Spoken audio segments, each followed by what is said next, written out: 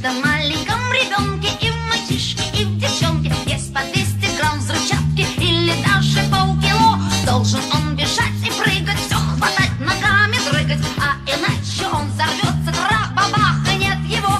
Каждый новенький ребенок вылезает из пеленок и теряется повсюду, и находится везде. Он всегда куда-то мчится, он ужасно огорчится, если что-нибудь на свете вдруг случится без него.